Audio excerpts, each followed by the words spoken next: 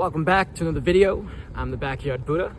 In this video, we're going to be talking about how to get rid of neediness, or neediness's cousins, desperation and just like extreme coveting, extreme needing of something, be it a relationship, more money, health, things going the way you want them to in a particular outcome, it looking a particular way, it turning out in this specific nuanced, unfolding, all of that. And why that's so toxic, why that gets in the way of your manifestations and just happiness. Being able to enjoy this fucking amazing thing that we call life that can be snatched away from us at any second, at any moment, could just be gone. Shit could just end. So, where does it come from? Where does neediness come from? Two things, primarily, that come to mind that I'm going to share right here in this video. Number one is when we find ourselves like really needing something, an experience, a person, a situation, some circumstance, when we really desperately want it, a lot of the time that comes from the fact that we have underlying emotional wounds that haven't been looked at and healed. And what does that mean, right? Because that can kind of seem, I remember learning about emotional wounds and trauma and stuff like that, and it seemed like this foreign alien, fucking thing that was just super complicated. And it took me so many years of studying different teachers, going to different programs, reading different books, watching endless amounts of videos to really dial into what the fuck that actually means. Or what are emotional wounds? Basically, it's any past event that you've experienced in your life. Check this tree out. Oh, it's so pretty. Any past experience that you've had in your life that was painful. And it doesn't have to be strictly related to just painful experiences. It literally could be anything, any situation, any circumstance. It could be, something extreme as you getting verbally abused or physically abused growing up by a family member or maybe bullied. It could be something, someone might say as minor, being when you were in third grade, your art teacher giving you an F. That could have devastated you and created a limiting belief that maybe lowered your self-worth. So all of us have these different belief systems running in the background of our life, kind of like a bunch of open tabs on a browser, right? Like Safari or like Google Chrome, like just having a whole bunch of fucking tabs open. And I remember I used to have these like really shitty laptops when I didn't have any money coming in, and I had to just buy really fucking cheap laptops. And I would have when I would have too many tabs open while I was like, let's say editing a video or something when I was first starting out, my fucking, the whole goddamn browser would crash because I had, 12 tabs open, and it was fine for the 11 tabs while I was editing, but as soon as I opened that 12th tab and forgot I was opening a 12th tab and that would cause the fucking thing to crash, it would suddenly just, boom, be done.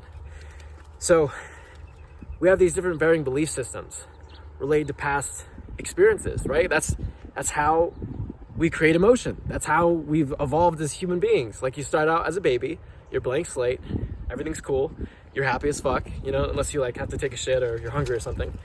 But for the most part, you don't have any belief systems about life. You're not, you don't think you don't have low self-worth. You don't think people are judging you. You're just being a baby. You're just doing your thing. But as we grow up, around maybe 3 years old, 4 years old and onwards, we start having these, perspectives about the world. Oh, these people don't like me. Oh, people judge me. Or the other way. Oh, people are awesome. People love me, right? So maybe we develop confidence, or we develop insecurity. Maybe we think the world's a hostile place because, I don't know, our face got ripped off by a dog and we were bullied and nobody's ever there for us. That was mine. So then that causes us to grow up thinking that the world's a scary place. But it's the perspectives that we have. Let me switch hands here. Started working out again yesterday, and my shoulders are unbelievably, and my arms are unbelievably sore. It's kind of hard holding this fucking phone up at the moment. Today's my recovery day. Tomorrow I'm gonna be back on it, do a day on, day off, till I have a conversation with someone that steers me otherwise. But anyway, we have all these different perspectives. So then in the moment we have that experience and we have that point of view, we form that point of view about how we interpret that thing that's just happened to us or in front of us. Maybe it didn't even happen to us. We just witnessed it happen to someone else. That still could develop a perspective. Now that perspective is locked into place, and then we continually feel this negative emotion. When we're in situations that trigger us, that remind us of that same original, painful experience. Or, and it's just running in the background. It's just an open tap. It's continually draining energy from you, even if you're not super triggered by it all the time. It's still in the background. It's still in your subconscious. So those are emotional wounds. Put really, really plainly, put very, very simply. Perspective that creates emotion. The emotion makes you feel a certain way, negative or positive. And that's where all emotion comes from. So if you have a lot of underlying emotional wounds, perspectives that are creating a negative emotion that are making you feel, maybe not good enough, just not happy, right? Our baseline, if we go back to being to the baby example, we're great. Everything's cool. We're happy. We're like smiling. But as we get older and we have all these different perspectives, let's say a majority of those perspectives, those belief systems are negative.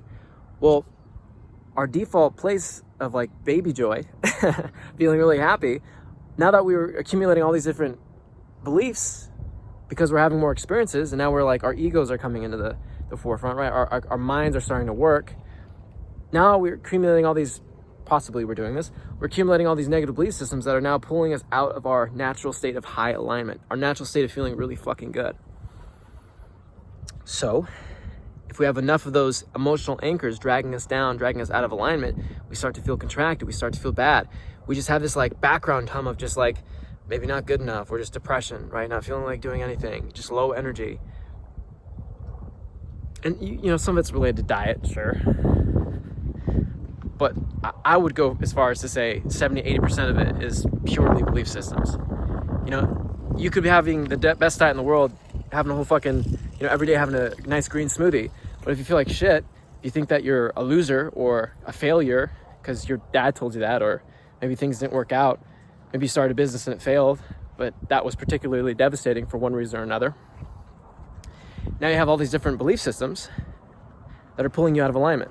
So it doesn't matter what you're doing. It doesn't matter how much you optimize, your lifestyle or your diet. It's not going to be enough because the underlying problem has not been taken care of, which is you have low self-worth. You don't feel good about yourself or about the world or about a particular circumstance or,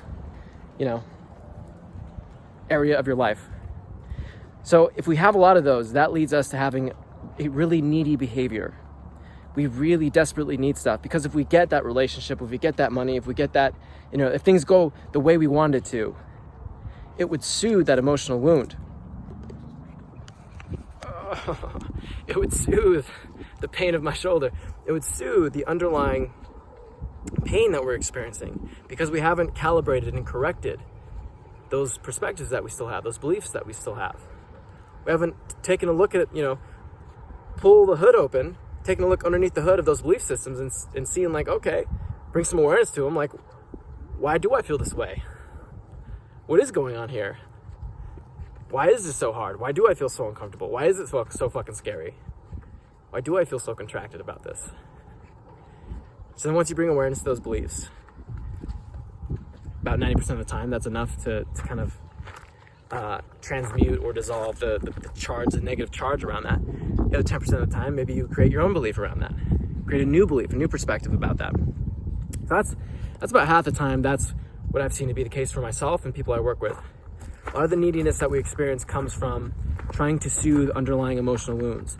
So if we continually find ourselves in this needy state of like wanting something or being pissed off or frustrated because this thing hasn't happened yet or it's taking too much time, why is that? If we were feeling really fucking good, would we actually care if those things happened or not? No, because you're having such a good time. So why are we not able to have such a good time? Why is it so hard to feel good?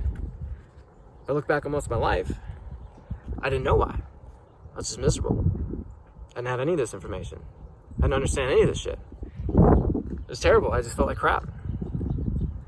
But once I started kind of learning about different, modalities and different ways of unpacking our beliefs and examining our beliefs and trying different other practices like meditation and stuff like that to kind of make it easier to go through that process, I started bringing awareness to the underlying beliefs of why I was feeling contracted, or why I was so scared, or why I kept fucking putting it off again and again and again. This thing I want to do, it's so exciting, it's pretty cool. If I did it, I know my life would be better. I know it would be fucking cooler, but just keep putting it off and putting it off and putting it and making excuses and rationalizing my ass off, or self-sabotaging, doing it but then stopping, doing it and then getting overwhelmed.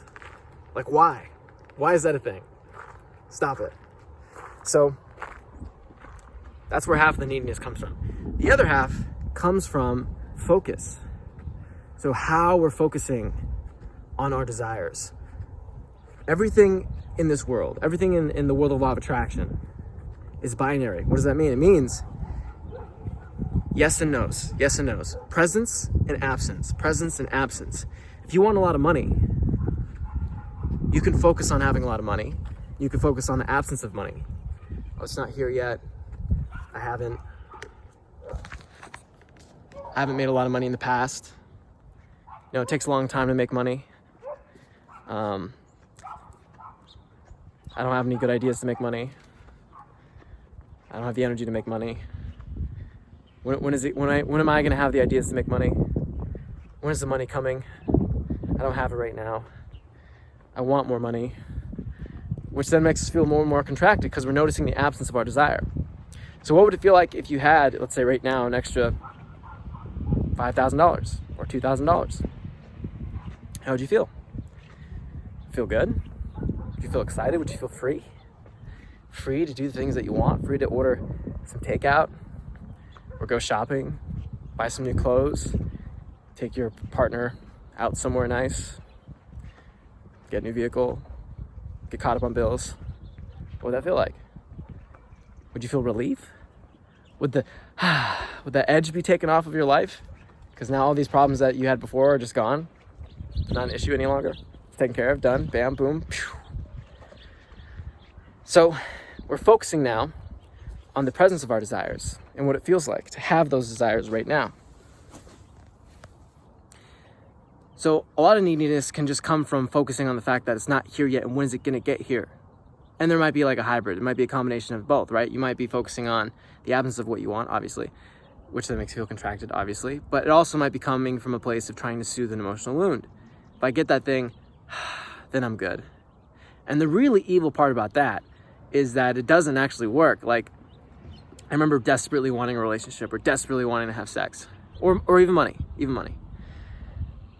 Or having things go a particular way, all right? Maybe getting this next client or like finishing the next book or something similar related to that.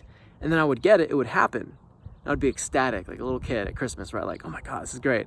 But then the gnawing, soul-sucking void within me would start to surface again because I didn't take care of the problem.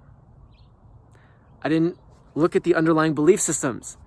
It was just soothing the pain. It wasn't actually fixing the pain, right? It wasn't actually, I was trying to cope with it. I was trying to take the edge off. It was basically giving morphine to like me emotionally. My emotional leg has been blown off. And by having the sex or more money or whatever the fuck it is, now I'm soothing my emotional blown off leg. Oh, soothing the pain. It's not as painful now. But it's not going anywhere. Still have to deal with my emotional blown off leg tomorrow. So, how do you get rid of that? How do you fix that? How do you solve that? How do you make it so you're not fucking needy? So that you can just be present, enjoy right where you're at, and enjoy your way on the way to the next desire.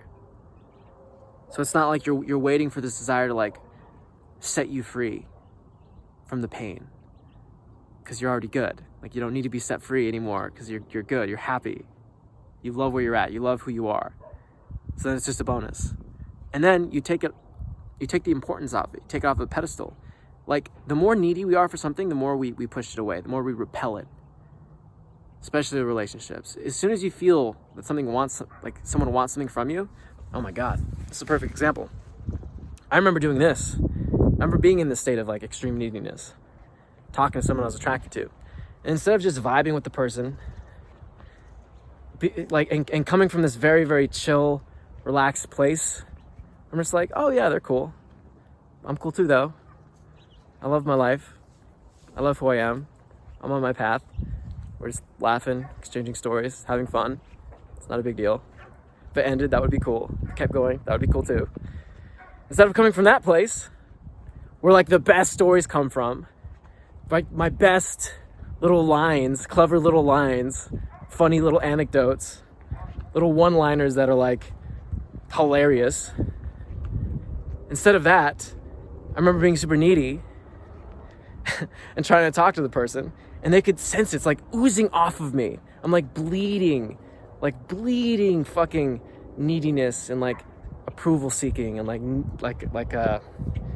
validation seeking, where I'm desperately wanting that, craving that. So then the person feels that and promptly runs away because it's gross. It's like, why do you want something from me? Like, what are you doing? Like, just chill, just be cool, stop it, be normal. But then let's say I did get that person, which has happened at times. I did get that money. I would feel good for a bit, and then I would sink back down to feeling like crap because I didn't address the root problem. I still have my emotional wounds. And a part of that was also I didn't realize, how you should be focusing on the things that you want. You want to be visualizing having it now, embodying the feeling state of it being here now. Right? The car, the relationship, whatever it might be. And by being in the feeling state of it, you attract it that much faster, that much more quickly. So let's talk about focusing, and then let's wrap with how to shift your limiting beliefs. So you don't have this emotional pain anymore, these wounds, these underlying traumas, sucking, your joy and natural confidence, natural happiness, natural excitement and zest for fucking life. So anytime you're focusing on something, is like, you gotta be very, very in tune with your emotional guidance system, right? Your emotions. As soon as you start feeling contracted, as soon as you start feeling bad, that is your, clue to go, okay, cool. Okay, Dante. Okay, Karen. Okay, Jack. I'm feeling contracted now. I feel bad. I'm focusing on this thing that I want, but I'm not focusing in the right way. I'm activating the absence of my desires, which is going to perpetuate more of that absence. I'm telling the universe, hey, don't give me this thing. I want you to keep giving me reasons to feel bad about not having this thing yet. So instead, what we're going to do is maybe take a couple minutes and just imagine, just literally ask yourself, how would I feel if I had that thing right now? I actually did this morning, right when I woke up.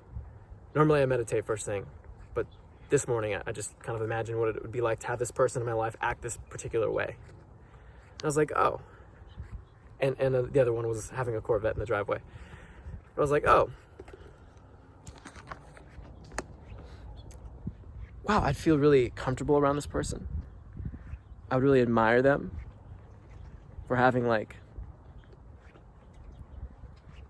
taking control of their emotional state and connected with their inner happiness and joy and appreciation. Because it's someone that I know that's kind of grumpy a lot of the time and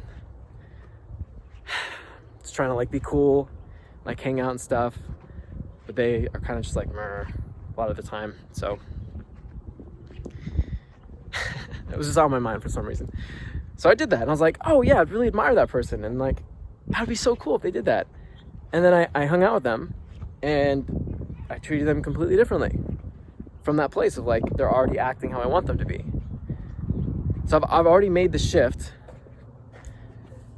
in my reality of having that situation be how I want it to be, right? Having that, let me fucking get the sun out of the way. Having that circumstance be as I prefer it to be. This is the magic. This is the power of visualization. Visualizing how it would feel to have that person act that way, or have that person in your life, or have the thing that you want, the experience that you want. If it was happening right now, how would you feel? Actually using the power of your mind instead of having our mind use us to just generate more pain and suffering. I would say that is the big game changer. Auditing what side of the stick or what side of the coin you're activating when you're focusing on what you want, and make sure it's focused on the presence of it, because you focus on the presence of it, you're going to attract it into your life in the most magical and amazing ways. The other thing beyond that, again, like 10 or 20% of the time you should be focusing, doing visualization exercises, shit like that. But the majority of the time you should just be following the path of highest excitement. What's exciting to you in this moment? Go do that. Don't judge it. Don't judge how, oh, well, this doesn't link up to my bank account. I don't see how that brings the person I want to my bedroom. It's not about getting the things. This is something that I learned. It took me a long time to learn. Very late in my law of attraction career. Law of attraction journey. And it's this. We don't want the things. And really examine that. Why do we want things? Why do we want anything? Relationship, car, blah, blah, blah, blah, blah. It's because we think it's going to make us feel better in the having of it. How would we feel if we had these things that we want? Excited? Free? Relief? What's one of the greatest things about having our desires like manifest? What's one of the greatest things about manifestation? How it manifests. The way in which it surprises us. The way in which it just falls into our lap at the perfect time, in the perfect way, with the perfect person. It's amazing. It's unbelievable. It's living a life of ease, magic, flow, synchronicity, effortlessness. Just being at the right place at the right time all the fucking time. Feeling amazing. In that state, you don't give a shit if your desires come or not. And ironically, that's exactly when they come. So most of your time should be spent following your excitement. Following your excitement, doing what makes you happy, doing what feels good, and not waiting for circumstances to change before you allow yourself to feel good. I know, easier said than done. Takes some practice. But that's the gist of it. Deciding to be happy right now by asking the question, what would make me feel better? What feels exciting? Your higher self, your non-physical self, that's infinitely intelligent, unconditionally loving, guides you through feel-good impulses, guides you through good emotion, guides you through excitement, inspiration. So listen to that, follow that, and then by following that, you're on the path of least resistance, aka most pleasure, most fun, most ease, most magic. Then finally, how do you take care of these emotional wounds? How do you shift these limiting beliefs? Well, that's what I work with clients on these free gift calls that I do that range anywhere from about an hour to 2 hours, depending on the person's belief system and where they're at energetically. And I actually do these free gift calls to people who I haven't worked with yet. So first-time people, if we haven't worked together, if we haven't done anything together, then book a free gift call. And we're gonna sit down over Zoom.